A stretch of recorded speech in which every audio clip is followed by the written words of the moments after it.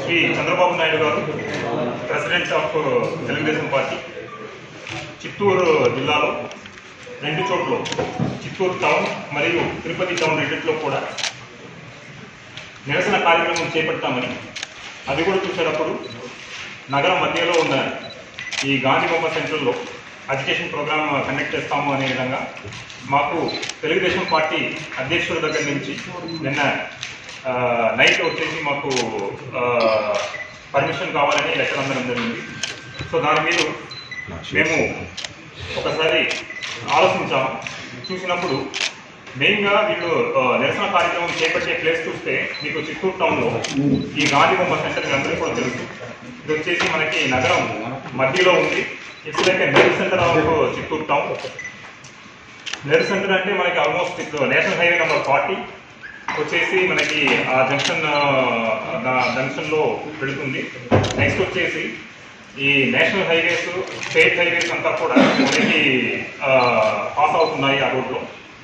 ఆ రోడ్డు మీద వచ్చేసి ఒక 5,000 మందితో నిరసన కార్యక్రమం చేపట్టామని వాళ్ళు కోవడం అనేది జరిగింది.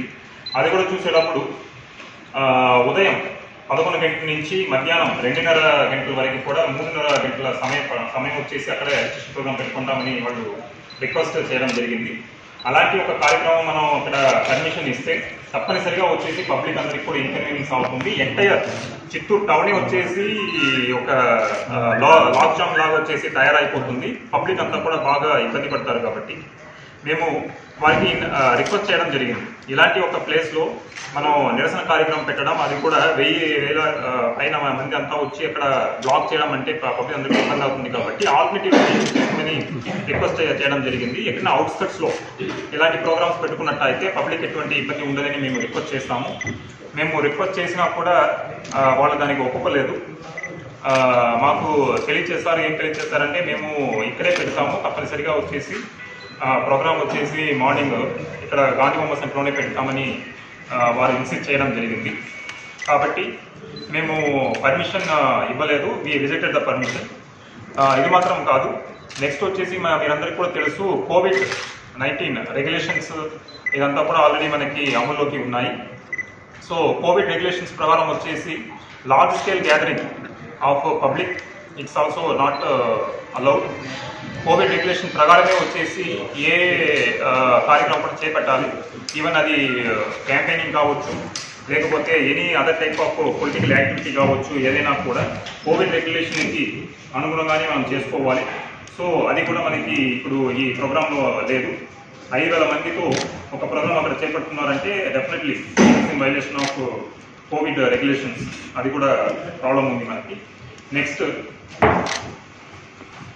ఇప్పుడు model code of conduct for urban local body మీరందరూ కూడా తెలుసు. ఆల్రెడీ వచ్చేసి ఈ మోడల్ కోడ్ ఆఫ్ కాండక్ట్ అనేది కూడా అమల్లోకి ఉంది. దానికి కూడా ఇది వైలేషన్ అవుతుంది. క్యాంపెయినింగ్ అంటే దట్ ఈస్ డిఫరెంట్.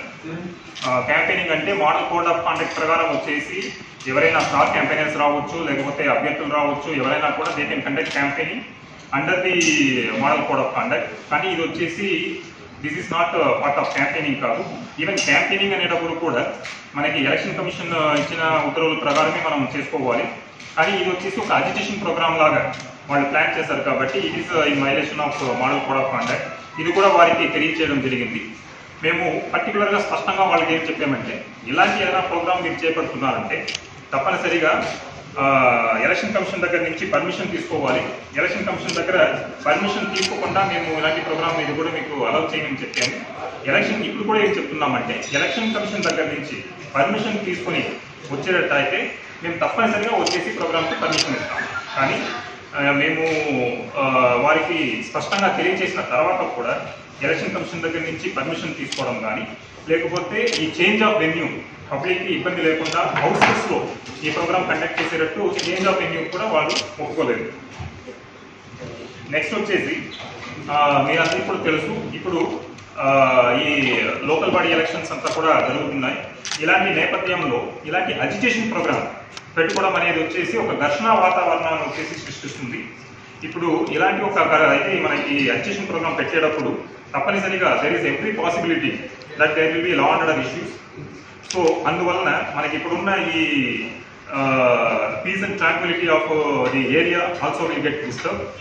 అంత అది కూడా చూసేటప్పుడు ఇంత హ్యూజ్ గ్యాదరింగ్ టోటల్గా వచ్చేసి ఈ సిటీ అంతా కూడా బ్లాక్ చేసుకొని ఆల్మోస్ట్ 3 hours వచ్చేసి మనకి అక్కడ ప్రోగ్రామ్ చేపట్టేటప్పుడు there is every possibility that there may be some reaction from other groups.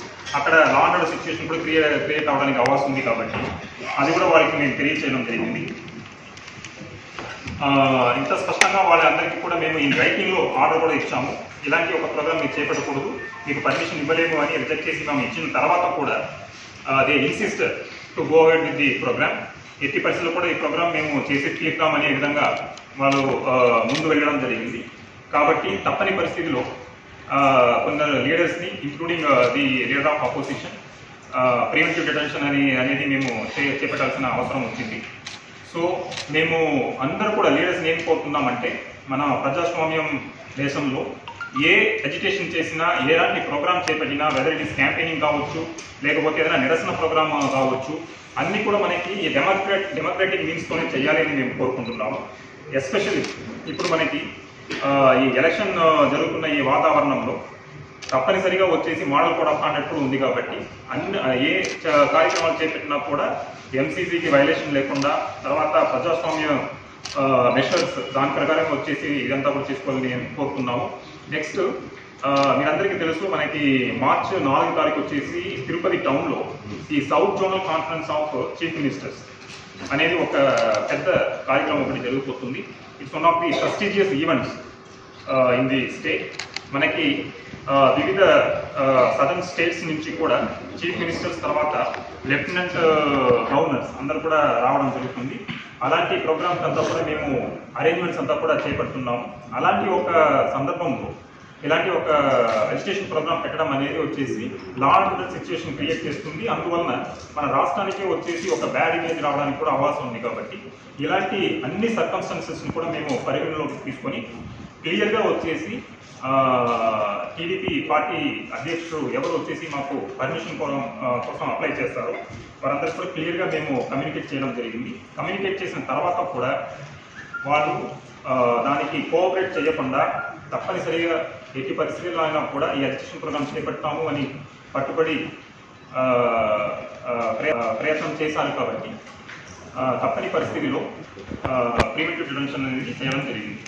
So ఇదే నేను తెలియజేయాలని మీకు ఈరోజు వీడియో కాన్ఫరెన్స్ కూడా రిక్వెస్ట్ చేయడం జరిగింది.